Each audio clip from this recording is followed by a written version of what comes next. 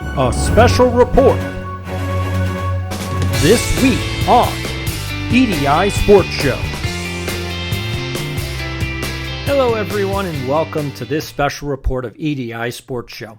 You can call me Doc, and I'm going to bring to you a special interview that I did with Jimmy, who was the original bidder on the Chasing Cardboard Auto Rock card that created the whole controversy between Chasing Cardboard and Sports Card Radio. Now, I've been covering this story for several months. Now, I want to put this out immediately, is that I reached out to both Sports Card Radio and Chasing Cardboard, and they did not get back to me for any comment. I'm releasing this interview with the caveat that I already reached out to Sports Card Radio and Chasing Cardboard, and they did not comment. This interview is really interesting because you get the behind the scenes of what actually happened after Ty and the Chasing Cardboard team put out the Rock Auto card on eBay. Now, if you don't know what happened in the end, Chasing Cardboard did send the Rock Auto cards to PSA and they were authenticated. So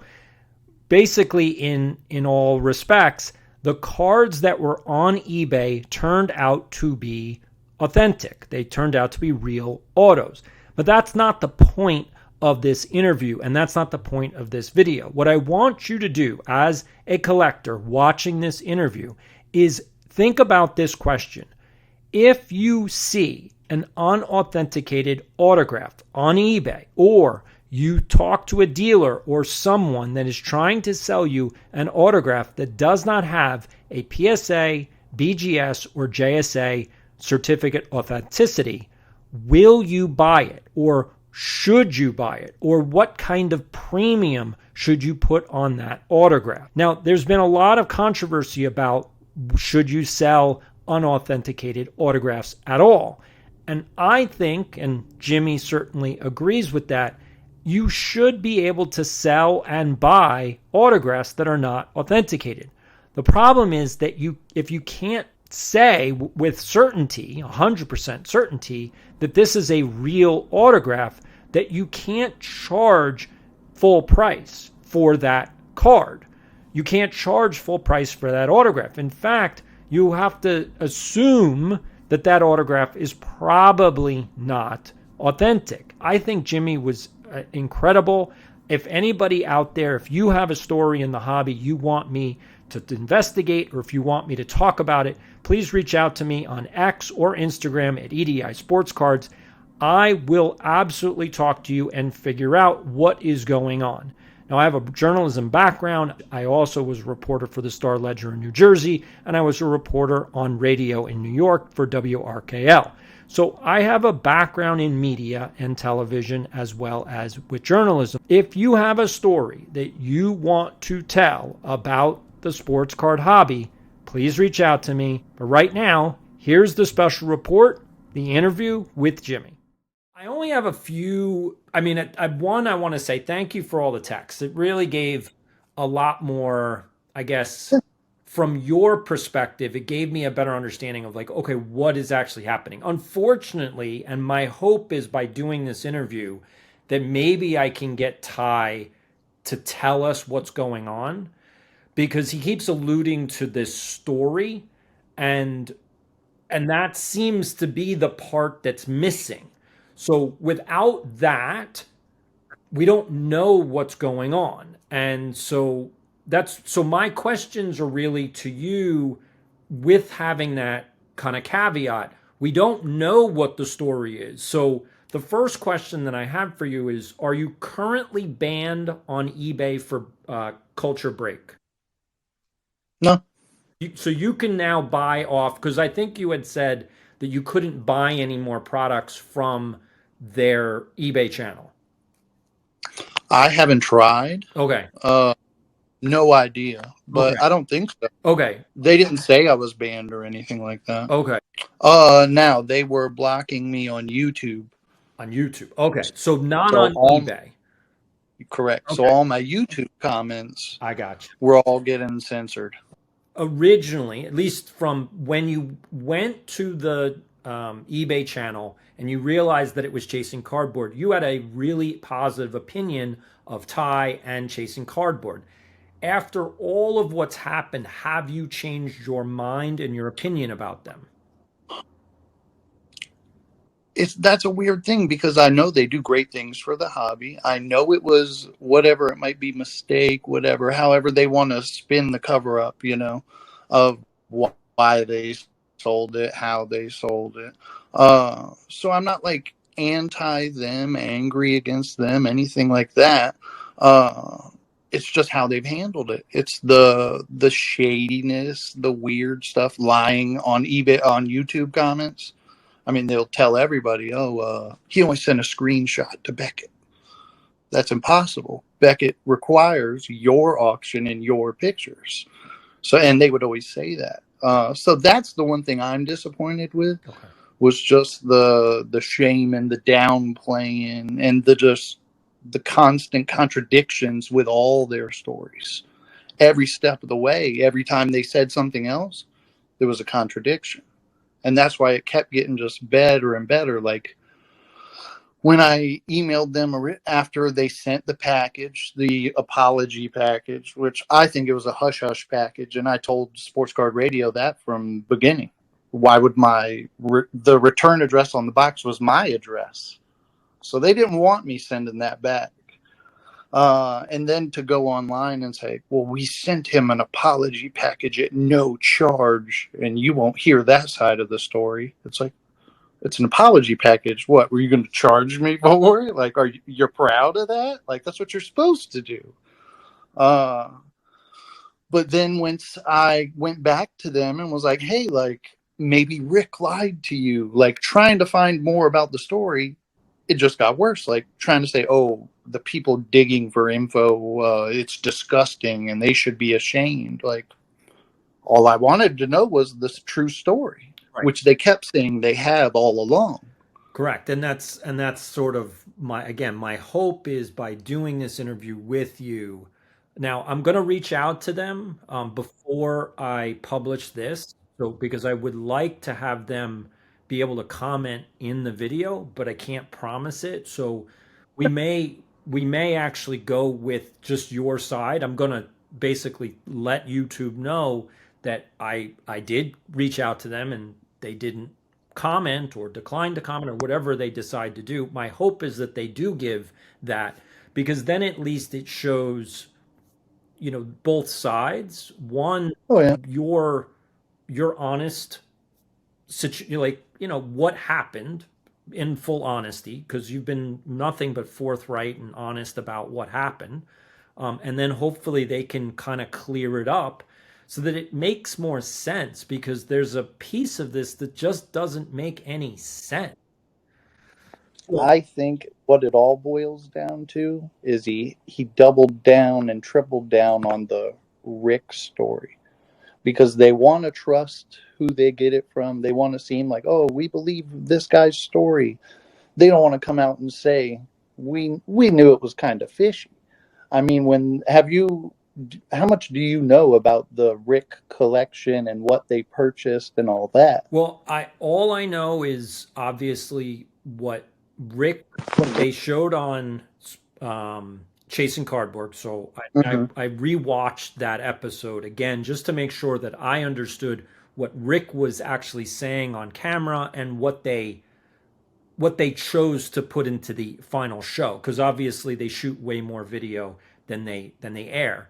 Um, from So once, everything from everything that Rick actually said on the show, they did not air anything that made Rick look like he was trying to bait Ty, that he no, was trying to scam Ty. He clearly not at said, all. look, he even said with the Ty Cobb autograph, he's like, I don't know if it's real. He's like, I'm not Correct. even trying to sell it as real. I'm just telling you this is it. I don't know if it's real. Some people have said it's real, but he never even, at least in what they showed, he never said I'm trying to even claim it's a real autograph. It's just a piece of paper that has Ty Cobb's name on it. And I felt very comfortable with the way that he explained things. So is that so? Here's the question: do they have footage of Rick saying to Ty, I don't know if this is a real rock auto, and Because they didn't they didn't show cards. that at all. Correct. Only Ty showed it in the response, like because he put it in. Because that's I pulled that screenshot to put into my video. So that's how I got that footage was because that was in his response. So it's not in the original show, and he clearly states for the Ty Cobb auto it's probably, I don't know. And I'm not even saying it's even possible that it's real. It should get Mhm. authenticated. And that's honestly, and as Ty buying a collection, okay, it's not that big a deal because it's not the reason why you're buying the collection. It's just in there. It's same thing with Right. the rock autos. There was nothing wrong with what Ty had done with buying the collection. Now, if he overpaid, that's a different story. And now we start to see multiple videos coming out from not just Chasing Cardboard, but also from now Sports Card Collector and others talking about how they now admit they overpay for basically everything that they buy. Um, Now, if you run a YouTube channel and you have affiliates and you do all these other things, it's just part of the price of doing business. You're going to take losses, but they are overpaying for practically everything. Um, I don't out on the Rick collection because did the funny thing with that is the first part of the video he says, "Oh, Rick showed me more cards, man. We're going to need more money." And he's asking his buddies, "Hey, we're going to need more money for this collection. It's too much." And then when Rick tells him 30 grand, Ty jumped on it instantly.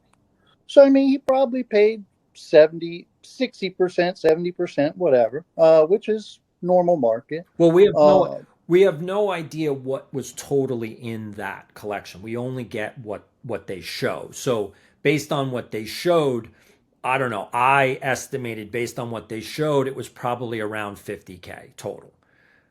So if he uh, paid 30, I think he paid a little too much because you're not going to get that money back. oh no, and they're struggling for it now. Yeah. The fun.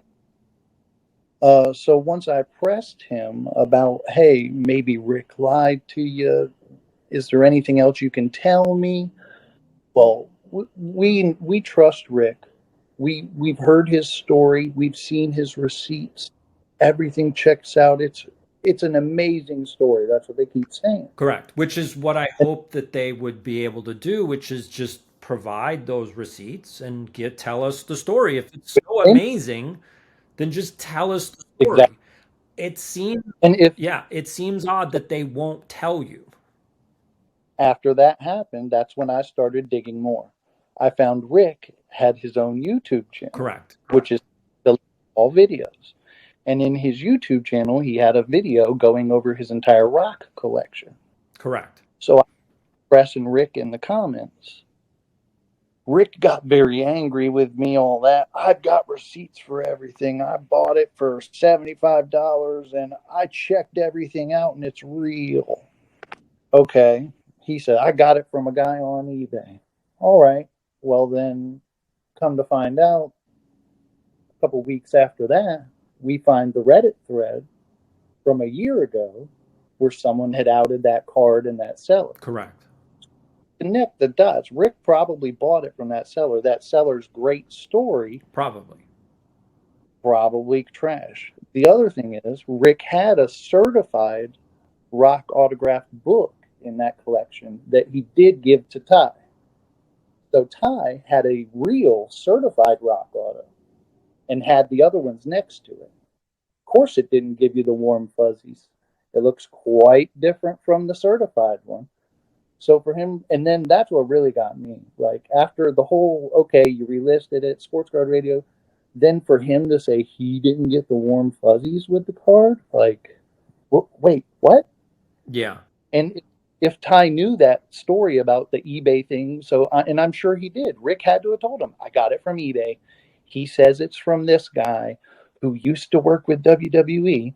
He's supposed to trust him, okay, but to not disclose that it's a fourth hand account of authenticity off of eBay. If that would have been in his auction, never would have been on the card. Right.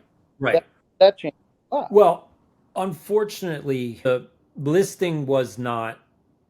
Again, I think this is, and this is why I hope that chasing cardboard. I really just want Ty. Like I don't want chasing cardboard. I don't want the team because I think that's the problem. I think that Ty is managing it. He's like the president of the company, and I think his team is basically doing everything. And I think his team just doesn't either know what they're doing, they don't care what they're doing, or they just overwhelmed. Both probably. I know Ty said he deals with the eBay. Somebody else deals with the social media. That's what I was told. And hey, like I said, the way it was sold, I asked them if it was authenticated. I said, "Do you know the story?" What they said it was unauthenticated, but they didn't tell me the story they supposedly knew. Right. When I, if they would have told me, "Hey, Rick got it off of eBay from a guy," I would have said, "Thanks a lot, no thanks." Right. Well, that's So that, that, and I think what I'm hoping to do with doing this, and again, I really appreciate you coming on because the thing that I'm trying to do is maybe bring some understanding of like how you actually go and verify and research a story because if Ty heard a story, again, like you said, third hand, this is it's like in legal terms, it's complete hearsay. Like so, somebody else told you something. Well, that doesn't. Who cares? So, but you can, if Ty is talking about being a legit seller and Ty is talking about having experience, which I'm not sure how much experience he actually has, but he's basically been doing this since like 2019. It's sort of like, well, there are ways to verify people's stories. And if you were to have, like, again, he bought a collection. So you're going to get junk in the collection. That's what happens. Like with my channel, at least, I'm trying to. It's hard to tell these stories because you have to kind of think without having an audience there. Like, okay, how do I tell this to an audience? It's easier to talk to you because we're in conversation and I can kind of add, like, oh, yeah, well, this is what happened. yeah, and So age. exactly. So the whole piece is so I understand from Ty's perspective, like how he's looking at deals and how he, but when you buy, that's a whole different situation than when you go and sell. And you, as a buyer, did exactly what you should do as a collector, which is also the other reason why I wanted to talk to you because your story you did collect when you were a kid, you've come back to it, but you didn't make the same mistakes that people make. You saw something you were interested in and Oh, then I made them when I was well, a kid. we all did. We all made mistakes when we were kids. But my point being is that you saw something you liked. You wanted the rock auto. You didn't know if it was authentic, but you were like, you know what? I don't want to risk it. Let me bid on it. And if I win it, I'm going to ask, like, hey, is this really authentic? And if not, I'm going to go check it with BGS. You did everything you're supposed to do as a collector. You did Thought nothing. Yeah, you did nothing wrong. The problem is that for some reason, the seller who wants to be a legit, trusted seller then questioned your motives, which after makes I said, I'm spending $10 to save you the hassle of selling a fake autograph, correct. which could easily have gotten them with. I mean, and that's why I said eBay would have sided with me, but I thought, hey, he spent $10. Okay, cool. We'll pull it. Now we have a better idea that it might not be real. But it, After you told Hard Radio that you didn't think it was yeah, well, not only that, but given the episode in which Rick was already saying that one of the autographs that Ty was going to get probably could isn't real.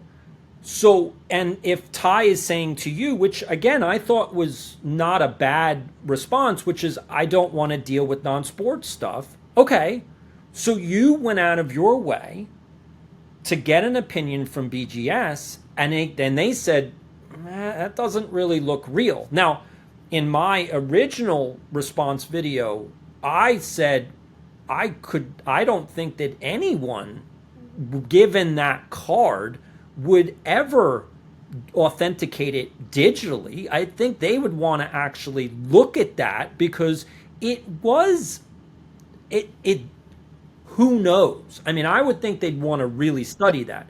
So, from my perspective, I was like, yeah, I mean, I don't. So, if Ty was like, well, I've had problems with them. Well, yeah, no one's 100% perfect, but they're the best in the world.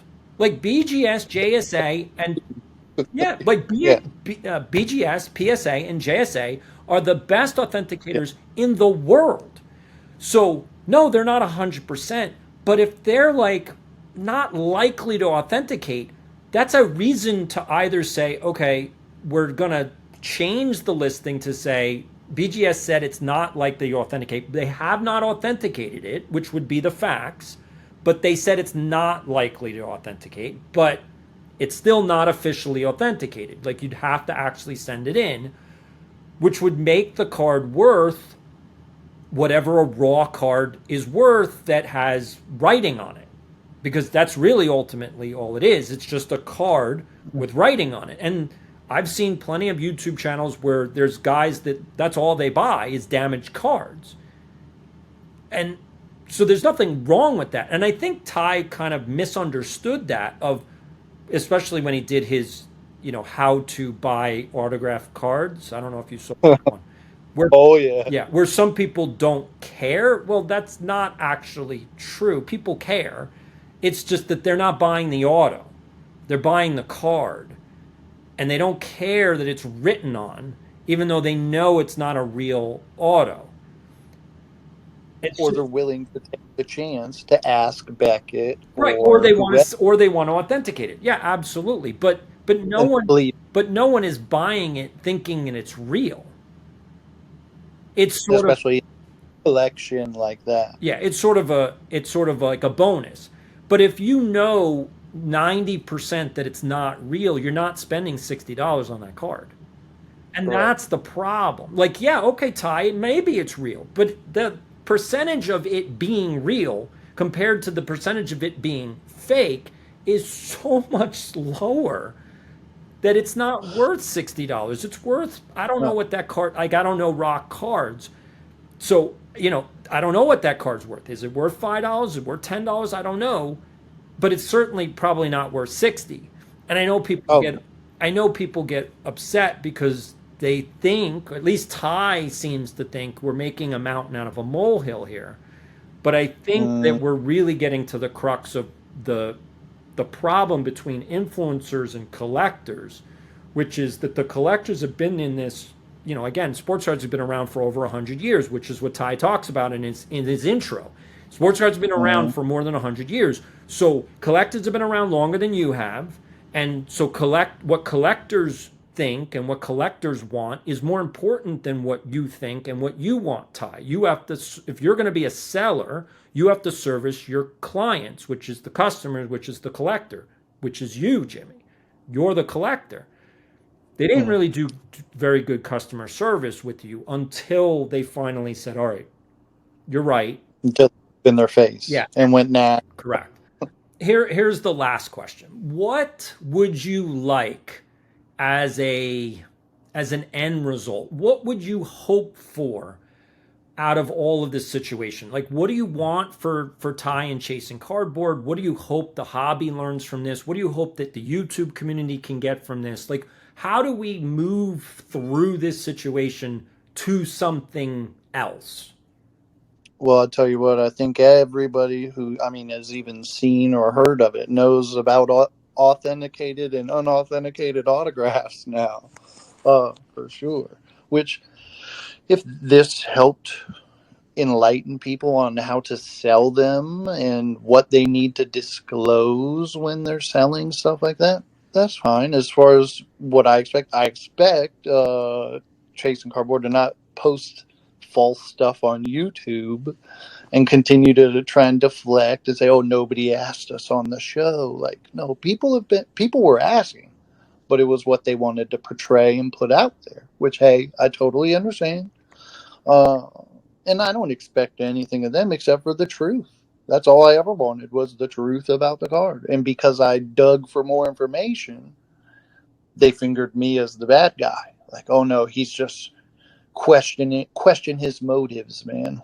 Like, why? Because I wanted to know what this real story was and how much you knew. Like, so I mean, like I said, as far as the hobby, I'm pretty sure everybody knows now about. Nobody knew about Beckett, the pre-authentication, and nobody knew about it. Nobody knew about PSA. I was shocked how many people didn't know, especially with how many cards like that are sold on eBay. Oh yeah.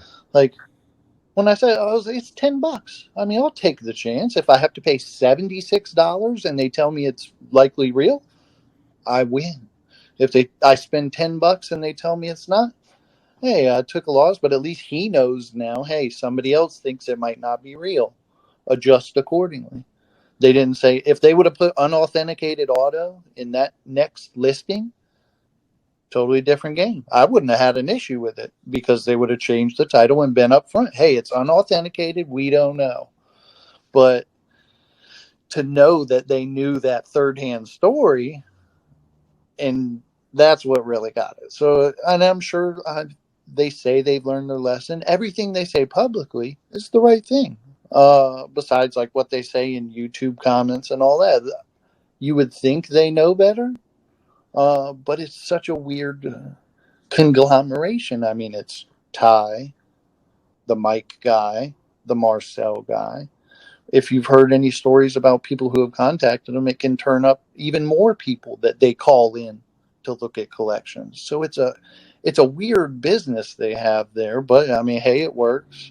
But it's almost like a little like network of sellers almost with Ty as the front man, you know? Well, I mean, I think in all honesty, I think that the business model that they set up, again, I think they have probably too much responsibility on the team. I think the people that run, like, so Mike, Ty, and Marcel are, even though Mike is sort of like just a collector, but Ty and Marcel are business owners. Like, so they have a much different mindset. They know, like, okay, we can only pay X amount because we need to make profit on the other end. And if you're going to be someone who sells cards, you really do have to look at it from that perspective. A collector is just going to look at their bank account and say, what am I willing to pay for this card, because it's going to be a PC card. That's not how Ty and Marcel address it. And I think that the future of the hobby is basically people need to get together and actually form these partnerships to sell cards, because it's too hard to sell. There's no real market. Like, your cards are not really worth anything. It's a problem, even though they have value, but there's no real market to set the value. It can sell for one thing on, yeah, You know? it can sell for one thing on eBay. If you get it slabbed, you can sell it for something else on My Slabs. If you can sell it for a much lower price on ComC, from what my understanding is, things sell much cheaper on ComC. So you kind of have to, like, with all of the fragmentation of the selling piece of this, what you buy for your card, you really have to be careful if you're trying to resell it. If you're going to collect it, it's not that big a deal. I put out a video. This was going, well, I haven't been on YouTube all that long with this channel. I have another channel, but I haven't been on long with this channel. This one started in February. So That's what I thought. yeah. So, and I put out a video probably around like end of February, which was, what are your sports cards actually worth? And I went through a whole bunch of Mickey Mantle cards, which, Splendid Sports Cards kind of had a problem with, because he's a Mickey Mantle fan and collector. And he was like, you overpaid for cards. And it was like, isn't that sort of the thing that you guys need to understand? Like, that you're all overpaying for cards. It was a collection. I really don't care what I paid for it 30 years ago. Yeah. Money's gone.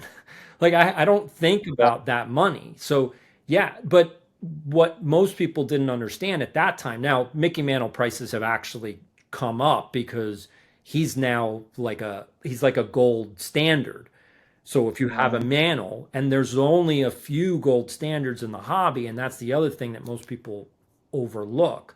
There's only a few gold standards. So if you're really looking to buy to retain value or even to go up in value, you can only buy the gold standards. And everything Correct. else needs to be just PC. Buy it because you love it. That's I mean, that's what most collectors need to understand is that you should build a collection that tells your story. And It's like I said, they're everything they did publicly. They tried covering their butt, but they just tripped up along the way. Like the whole apology package, yeah, it was the right thing to do. They knew that they could later go, well, we sent him free cards because I would have sent it back. I swear to you. I said, what is this? I opened it, I looked at the return address because I was going to send it back, and it was my address. So it's like they've done the right thing public perception wise right. as far as what they put out, but then along the way it's just trip ups and lies. Oh, oh, we've got the great story. Well, then share it. But now it's we'll send the cards to PSA and we'll give them away. Hey, if that's what you want to do, cool. Thank you so much for going through everything. Hopefully you feel vindicated at this point. I don't think you need to, like, I'll put it this way. I appreciate all of the comments. It really blew up the video on my channel. But I don't want you to feel like you need to defend yourself. Like people are going to make comments. Um, Oh yeah. Uh, I'm not too worried now. If Chase and Cardboard makes comments, yeah, of course I'm going to respond to them. But now they blocked me anyway, so at that point, whatever. But you were the first, one of the first people who started delving deep enough into it. Besides Dan the Cardman, that I thought, okay, this guy, he actually cares and is taking a journalistic approach to it. Everybody else is just, oh yeah, let's throw it up for our YouTube. You're the only one who actually looked into stuff. The second you brought up provenance, I was like, exactly, this guy gets it. Like, I will talk to this guy because there were a few guys who asked me on. all Mhm. right. I've kept you up long enough. Hey, thank you. Yeah, You're thank you fine. very, very much.